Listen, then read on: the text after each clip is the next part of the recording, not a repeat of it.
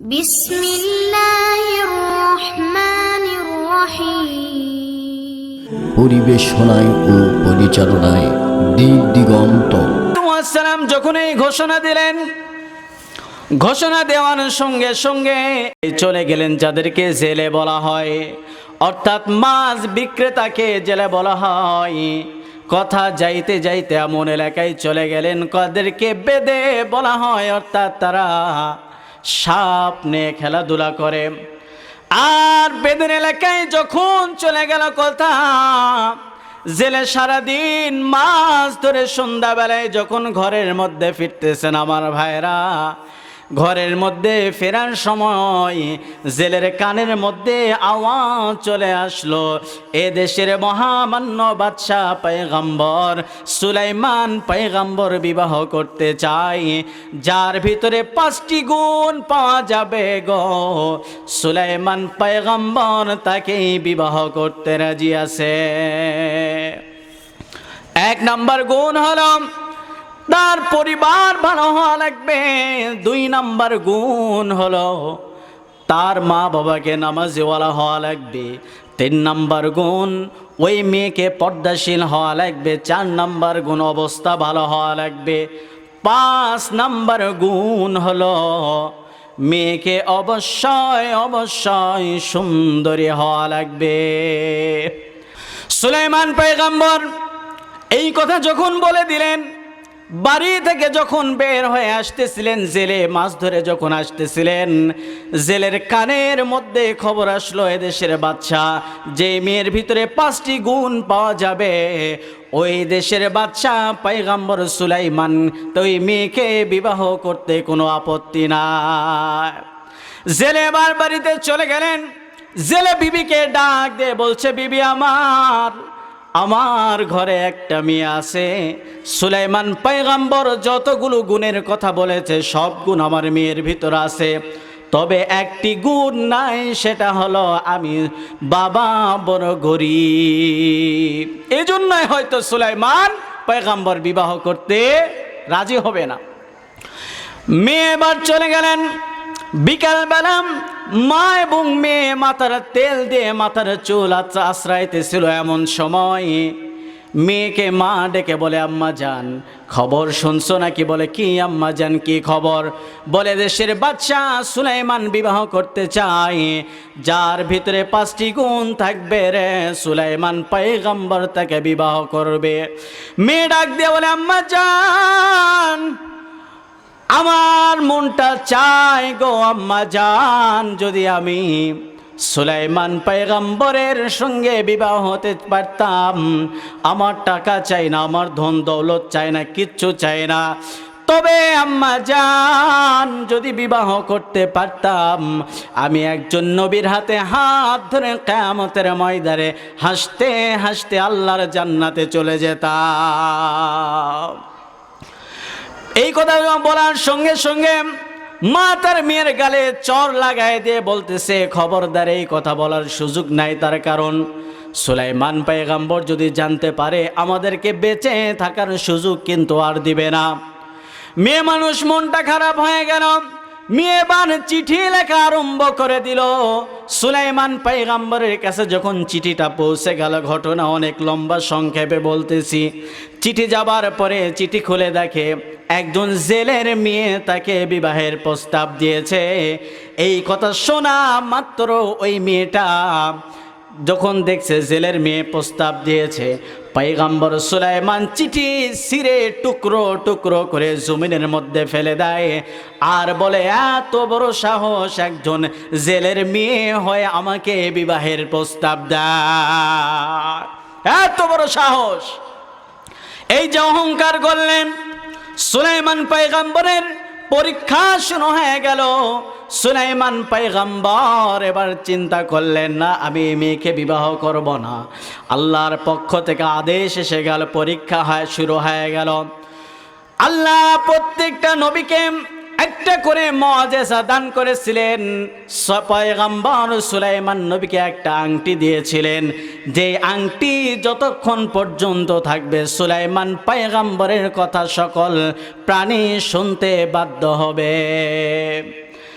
যেমন হযরতে মূসা নবীকে এমন একটা মুজিজা আল্লাহ দান করেছিলেন, মূসা পয়গম্বরের হাতে লাঠি ছিলেন, জমিনে ছেড়ে দিলে সাপ হয়ে যায়, আবার যখন হাতে নেয় লাঠি হয়ে যায়। মূসা পয়গম্বর যদি তার বাম হাতটা বগলের নিচে দিয়ে যদি 5 মিনিট রেখে যদি বের করতো গো, মনে হতো তার হাত থেকে 12 ভোল্টের ব্যাটারির মতো আলো বের হয়ে যেত।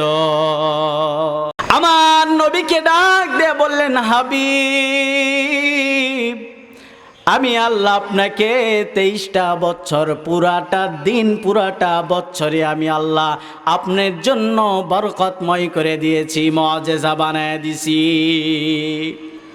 প্রিয় ভাইরা আমার, সুলাইমান পয়গম্বর আংটি খুলেন। এবার যখন আংটি খুললেন, আংটি খোলার পরে এবার তার একজন দেহরক্ষী ছিলেন, সিংহাসনের পাশে বসায় দিলেন, দিয়ে বললেন, আমি ওয়াশরুমে যাব, যতক্ষণ পর্যন্ত দ্বিতীয় হুকুম না দিব তুমি এখান থেকে বের হতে পারবা না। দাঁড়াস ওয়াশরুমে গেছে পয়গম্বর সুলাইমান আলাইহিস সালাতু ওয়াস সালাম, আংটি খুলে তার একজন বডিগার্ড ছিল তাকে দিয়েছে, দিয়ে বলছে, আমি ওয়াশরুম থেকে বের হলে তারপরে আংটিটা আমারে ফেরত দিয়ে দিবা। দাঁড়াস ওয়াশরুমে চলে গেলেন। এবার একজন জিন্নাতের ভিতর থেকে, জিন জাতির ভিতর থেকে সুলাইমান পয়গম্বরের রূপ ধারণ করছে। ধারণ করে এবার গেট দারোয়ানের কাছে এসে বলছে, ভাই আংটি দাও। ওই বডিগার্ড তাকায় দেখতেছে, কি ব্যাপার, সুলাইমানের মতো এই চেহারা জামো, সুলাইমানের মতো। ও সুলাইমান মনে করে তারে দিয়ে দিছে আংটি। আর আংটি বাবার পরে সিংহাসনে বসে আমার বলতেছে, ও দেশের মহামান্য মন্ত্রীগণ, তোমরা সবাই শুনে নাও, আমি পয়গম্বর সুলাইমানের মতো একজন সুলাইমান এই জমিনের মধ্যে ঘোরাফেরা করে। ও হলো নকল সুলাইমান, দেখতে হুবহু আমার মতোই। ও নকল সুলাইমান, ওরে যেখানেই পাবা সেখানেই তারে অ্যাটাক করবা, মেরে ফেলবা। আসলে যে কইতেছে হেই তো নকল, যে বলতেছে হেই তো নকল। পয়গম্বর সুলাইমান আলাইহিস সালাতু ওয়াস সালাম এবার চিন্তা করলেন, ওয়াশরুম থেকে যখন বের হলেন, বের হওয়ার পরে এবার দেখতেছে তার বডিগার্ড নেই। তার বডিগার্ডকে ডেকে বলতেছে, আংটি দাও। কই কিসের আংটি? বলল, যখন আমি ওয়াশরুমে গেলাম তোমার আংটিটা আমি দিয়ে গেলাম, সেই আংটিটা আমারে দাও। ডাক দিয়ে বলে, বুঝছি। বাদশা বলছে, আমার মতো একজন সুলাইমান বের হয়েছে হুবহুব আমার চেহারার মতোই, আমার মনে হয় সেই তুমি নকল সুলাইমান। এবার সবাই মিলে তার একের পর এক অতর্কিত হামলা শুরু করেছে, ঠিক কিনা? ভুল ভেবে যাদের কোনো অন্যায় নাই তাদেরকে একের পর এক অতর্কিত হামলা করে মেরে রক্তাক্ত করে নদীর কিনারায় ফেলে দিছে। পয়গম্বর সুলাইমান আলাইহিস সালাতু ওয়াস সালাম এবার তার সকল লোকজনদেরকে ডাকলেন এবং যে নকল সুলাইমান পয়গম্বর মনে করে মেরে নদীর কিনারায় ফেলে দিছে। জেলে এবার সন্ধ্যার সময় জেলে এবার মাছ বিক্রি করে যখন নদীর কিনারা দিয়ে ফিরে আসতেছিলেন, এমন সময় জেলের এবার চোখের মধ্যে পড়ে গেল, কে যেন নদীর পাড়ে বসে আছে, কে যেন নদীর পাড়ে বসে আছে, পড়ে আছে রক্তাক্ত শরীর। জেলে এবার আগায় গেলেন, যায় দেখে একজন সুদর্শন পুরুষ দাঁড়ায় আছে, পড়ে আছে। তারা উঠাইলেন, সুলাইমান পয়গম্বরকে জিজ্ঞাসা করলেন, বাবা কি তোমার নাম, কি তোমার পরিচয়, তুমি আমারে জানায় দাও। সুলাইমান পয়গম্বর চিন্তা করলেন, একবারে পরিচয় দেওয়ার কারণে আমি যে মার খাইছি, দ্বিতীয়বার যদি পরিচয় দিই জেলেও তো আমারে মারবো, এ তো কোনো সন্দেহ নাই। বলল, বাবা আমার প্রচণ্ড আঘাত প্রাপ্ত হয়েছি, আমার কিছুই মনে পড়তেছে না, ধীরে ধীরে বলবো। তবে আমার 3টা দিন যদি আপনি আমাকে বাড়ির মধ্যে রাখেন, আমি সুস্থ হলেই কথা দিলাম আমি চলে যাব। বাসায় নিয়ে যাই। বাসায় নিয়ে যাবার পরে জেলে এবার তার বাড়িতে রেখে দিলেন। যেদিন থেকে সুলাইমান পয়গম্বরকে বাড়িতে নিয়ে গিয়েছেন, আল্লাহর রহমতে ওই দিন থেকে জেলের জালে ডবলের ডবল মাছ ধরা পড়তে আরম্ভ করেছে। কার বরকত? নবীর বরকত, ঠিক কিনা? সুলাইমান পয়গম্বর যেদিন থেকে যাওয়া শুরু করছে, জেলের ইনকাম বেড়ে গেছে। জেলের ইনকামের সোর্স আল্লাহ তাআলা বাড়ায় দিছে। সুলাইমান পয়গম্বর 3 দিন পরে যখন বাড়িতে আসবে, জেলে এবার জেলেকে ডাক দিয়ে বলছে, বাবাজি আমি 3 দিন থেকেছি, আমার এবার ছুটি দান, চলে যাব। জেলে চিন্তা করতেছে যে পরিমাণ মাছ ওঠে একা টেগেল দেওয়া সম্ভব না, তবে একজন লোক যদি আমার থাকতো বড় উপকার হতো। পয়গম্বর সুলাইমানকে এবার চিন্তা করলেন, বাবা তুমি আমার বাড়িতে থেকে যাও, তোমাকে দিন প্রতি আমি টাকা দিব, 3 বছরের চুক্তি করা হলো। সুলাইমান চিন্তা করলেন, আল্লাহ ছিলাম বাদশাহ হয়ে গেলাম, রাস্তাতে মের খায় নদীর কিনারায় পড়েছিলাম, আবার আমাকে জেলের বাড়িতে আসা লাগলো। আবার শুধু জেলের বাড়িতেই আসলাম না, আমাকে একজন বাড়ির কাজের বুয়া হিসাবে থাকা লাগতেছে। সুলাইমান চিন্তা করলেন, বাড়িতে কয়ে যাব না যাব, বরঞ্চ এখানেই থেকে যাই, এখানেই থেকে যাই। সুলাইমান পয়গম্বর থাকতে আরম্ভ করে দিলেন। জেলের এবার মাছ বৃদ্ধি হয়ে গেল, একের পর এক তার ইনকাম বেড়ে যাওয়া শুরু করলো। ওই যে জেলের মেয়ে দোয়া করেছিলেন, আল্লাহ আমি গরিব দেখে সুলাইমান বাদশাহ বিবাহ করবে না, তবে তুমি তো পারো সুলাইমানকে গরিব বানায়া আমি জেলের মেয়েকে ধনী বানায়া তার সঙ্গে বিবাহর ব্যবস্থা করতে। এই দোয়া কবুল করতেছে, ধীরে ধীরে আসতেছে, ধীরে ধীরে আসতেছে। সুলাইমান পয়গম্বরের এবার সব বাড়িতে কাজকর্ম, জেলের বাড়িতে কাজ করে, মাছ ধরতে যায়। এইদিকে যে নকল বাদশাহ সুলাইমান সিংহাসনে বসেছে, বসার পর থেকে সব কিছু উল্টাপাল্টা শুরু করছে। রাস্তাঘাট ভেঙে চুরমার করে দিয়েছে, তেলের দাম 20 টাকা 50 100 টাকা লাগায় দিছে, 10 টাকার চাউল 100 টাকা লাগায় দিছে এই জালেম শাসক। কথা বলে ঠিক কিনা? তখনকার কথা বলছে, সুলাইমান পয়গম্বরের কথা। তার কারণ যে ক্ষমতায় বসছে সে তো শয়তান, প্রকৃতপক্ষে শয়তান, সে তো ভালো না। এই জন্য রাস্তাঘাট সব উলট পালট করে ফেলছে। ওই যে সুলাইমান পয়গম্বর, তার পাশে যে একজন দেহরক্ষীকে রেখে গিয়েছিলেন, ওই দেহরক্ষী এবার চিন্তা করতেছেন, দীর্ঘ সময় তো আমার পাশে দাঁড় করায় রাখছে, দেখি এত 2 মাস 3 মাস সময় পার হয়ে গেল, সুলাইমান পয়গম্বর তো এখনো আমার নিষেধ করে না। তাকায় দেখতেছে গেরে, এ তো সুলাইমান পয়গম্বর না, এ তো শয়তান, এ তো নবী না, এ তো শয়তান। এখন ওই তার বডিগার্ড দেহরক্ষী কয়, ধর এরে ধর, হে কয় এরে ধর, হে কয় হেরে ধর। কারণ একজন জিন তো একজন জিনরে চিনে, ঠিক কিনা? জিন জিনরে দেখছে, কে এ তো সুলাইমান না, এ তো সুলাইমানের রূপ ধরছে, তো শয়তান, হে কয় এরে ধর, হে কয় এরে ধর। লাগছে মারামারি। এবার মাঝখান থেকে ওই জিন এবার সুলাইমানের রূপ ধরেছিল, ওই এবার উদা হয়ে গেছে। কিন্তু বাতাসের সাথে মিশে গেলে তার হাতের আংটি তো এবার মিশে না, ঠিক কিনা?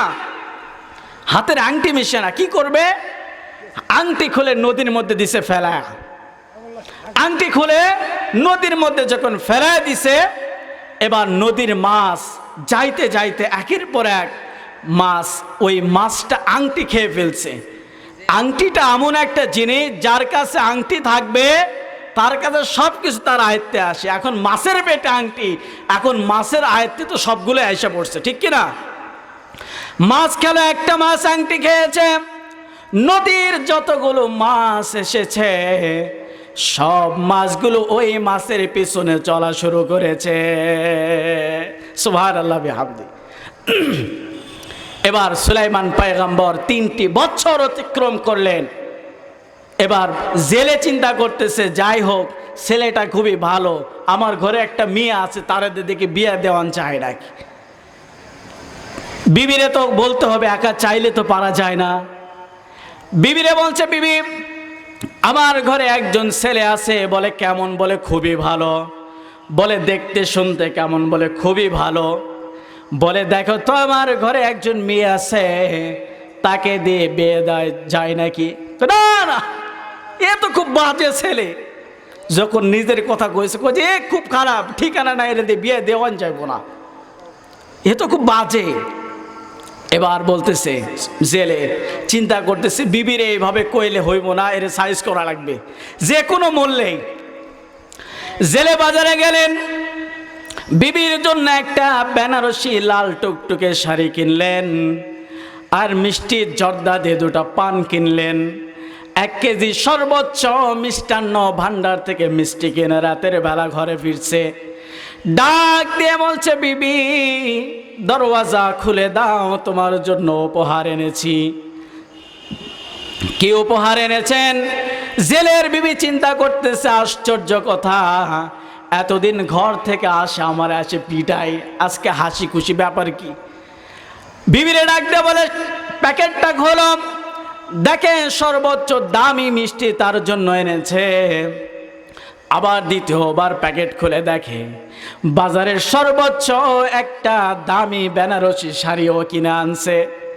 বিবিরে নিজ হাতে মিষ্টি খাওয়ায়া, শাড়ি পরায়া রাতের বেলা যখন ঘুমাইতে যায়, এবার বিবিকে ডাক দে বলে, বিবি তোমার জন্য বাজারে থেকে মিষ্টি পান আনছি, তুমি আর মিলে রাতের বেলা খাইতে খাইতে দুইজন গল্প করতে থাকি।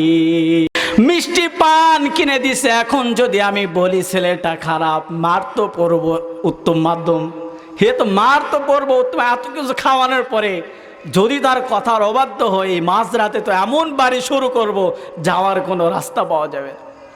বিবি বলে, খুবই ভালো, আপনার যা মন চায় আপনি করতে পারেন। প্রিয় ভাইরা আমার, জেলে এবার তাকে বিবাহের প্রস্তাব দিয়া দিলেন। পয়গম্বর সুলাইমান বিবাহেতে রাজি হয়ে গেলেন। আগামীকাল বিয়ে। আজকে জামাই শ্বশুর মিলে মাছ ধরার জন্য যখন নদীর মধ্যে গেছে, জাল নিয়ে জামাই শ্বশুর মাছ ধরার জন্য গেলেন। যাবার পরে এবার ওই যে মাছ আংটি খেয়ে ফেলেছে পয়গম্বর সুলাইমানের, ওই মাছের ঝাঁক সুলাইমানের দিকে আসতেছিলেন। সুলাইমান পয়গম্বর যখন মাছ নিয়ে জাল নিয়ে যখন নদীর মধ্যে যখন ছুঁড়ে ফেলছে, ওই যে মাছের ঝাঁক এসে পয়গম্বর সুলাইমানের আংটি খাওয়া মাছকে জালটারে অ্যাটাক করে ফেলেছে। মাছ তুলে দেখে আশ্চর্য, এত মাছ উঠছে। জেলে কয় যে আগামী 1 মাস না মাছ মারলেও আমার সংসার চলে যাবে। সব মাছগুলো বিক্রি করে সর্বোচ্চ বড় মাছ দেখেন, যেদিন মেয়েকে বিবাহ দেয় যে বাবারা, বিবাহ দেওয়ার পরে দেখবেন মেয়ে তাকে স্বামীকে নিজ হাতে রান্না করে খাওয়ায়। জেলে তার বিবিকে ডাক দে বলে, বিবি আমার মেয়েকে বলো আমার মেয়ে যেন তার জামাইকে মাছটি সুন্দর করে ফ্রাই করে যেন খাওয়ায়, নিজ হাতে যেন খাওয়ায়। জেলে তার বিবিকে যখন বলল, বিবি ডাক দে বলো, মেয়ে আমার, ওগো আম্মা জান, তুমি এই মাছটি নিজ হাতে কাটো এবং তুমি এই মাছটা নিজ হাতে তোমার মেয়েকে খাওয়ায় দাও, তোমার জামাইকে খাওয়ায় দাও।